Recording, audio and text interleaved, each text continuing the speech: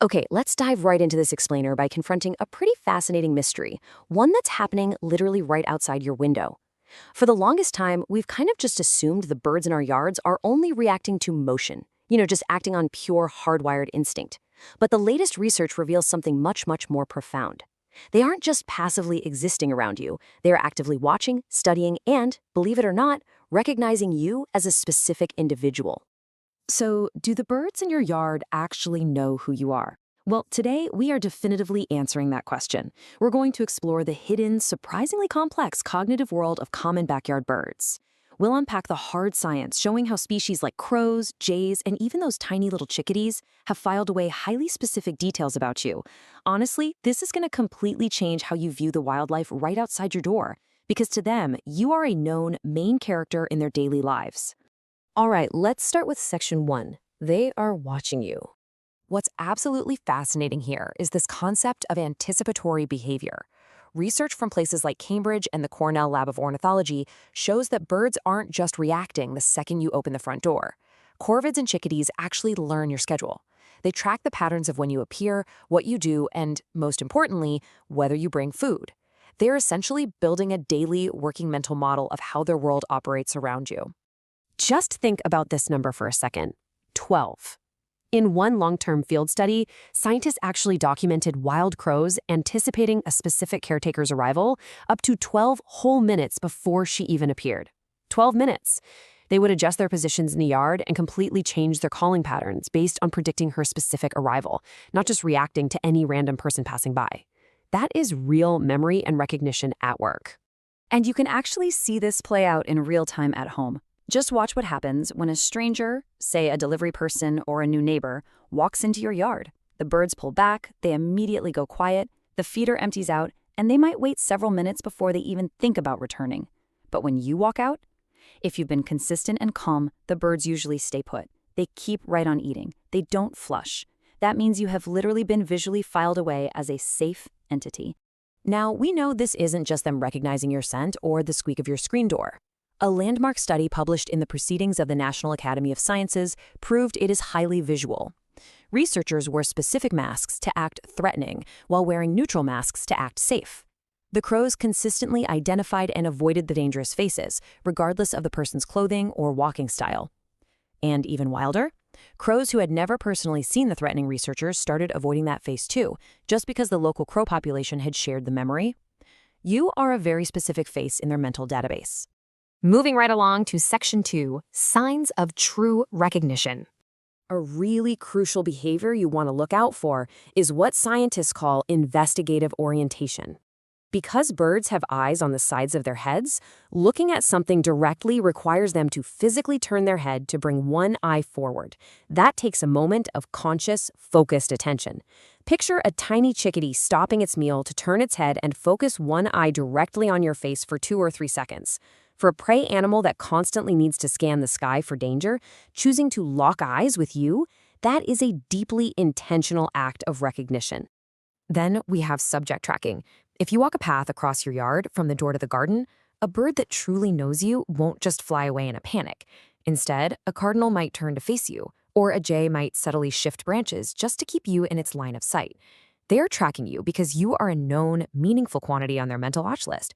Your behavior matters to them, so they update their model of the world with literally every step you take. Okay, on to section 3, the avian communication network. Researchers call this the social learning of human identity. And what it means is that information about you is distributed across a massive invisible network. Young birds, juveniles who have absolutely never interacted with you before, will start acting safely around you simply because they watched the adult birds' reactions. The local flock had essentially vouched for you, transmitting your reputation culturally across the whole yard. Because bird calls? They're definitely not just random chirps. They are a highly sophisticated warning system with incredible encoded specificity. For example, a sharp chink from a cardinal signals an elevated threat directly to the flock. Chickadees even produce alarm calls that communicate the exact type of predator, its size, and the level of behavioral urgency. But those soft, conversational chips you hear, that's the all clear. They're constantly updating the entire network on whether the human who just walked outside is the safe one or a total stranger. For instance, listen for the seat call. This high-pitched alarm is acoustically engineered by nature for extreme stealth. It's ventriloquistic, meaning it's incredibly difficult for a predator to pinpoint exactly where the sound is coming from. Small birds use it to warn cross-species eavesdroppers, like nearby nuthatches or titmice, without giving away their own position. So, if you step outside and you don't hear these urgent stealth alarms, well, it means you've passed the test. Which brings us to Section 4, Earning Trust and Gifts. So, beyond the eye contact, the staying calm, and tracking your movements, the absolute most staggering sign of recognition is the leaving of intentional reciprocal gifts. Seriously, long-term observations have documented individual crows and jays leaving objects, we're talking small pebbles, buttons, or little bits of shiny glass, precisely at the feeders associated with specific trusted humans. It is an intentional reciprocal gesture. They are responding to receiving food by offering something in return. How amazing is that? Plus, your trusted presence actually shifts the entire acoustic landscape of the yard. When you are firmly classified as safe, the urgent, punchy alarm calls just fade away. Instead, you might hear what researchers call appeasement vocalizations. These are sounds birds typically only use toward members of their own species to signal non-aggression. If the yard stays completely calm and they just carry on chirping softly when you step out, that sonic landscape is their literal verdict on you. And finally, Section 5, Deep Encounters and Grief. Now, a lot of you watching this explainer might have actually experienced a moment exactly like this. You're in a quiet house, maybe processing a moment of personal loss, and a bird, very often a cardinal, a robin, or a dove, appears in an unexpected, unhurried way. It doesn't feel random at all. It feels deliberate. It stays longer than a bird normally stays, and it just feels as though something is being actively communicated to you. The source material tackles this beautifully.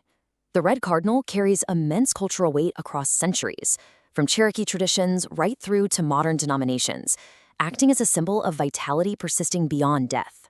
This popular modern belief that a cardinal is a loved one saying hello, it's not an invented superstition. It is a feeling so common and so incredibly consistent across human experiences that it organically generated its own tradition over time. And look, while science is still, building the instruments to fully measure the depths of these profound encounters, what it absolutely definitively confirms is this. These creatures possess a massive capacity for awareness, recognition, memory, and intentional communication. That gut instinct that tells you a bird's lingering presence means something, it's completely grounded in the fact that they are highly observant, deeply aware animals. So the main takeaway here is undeniable. The birds know you are there. They've memorized your face, they anticipate your daily routine, and they literally tell their flock about you. So the next time the yard goes quiet and a tiny creature turns its head to hold your gaze, just remember that they know exactly who you are. The only question left is, how will you respond to show them you see them too?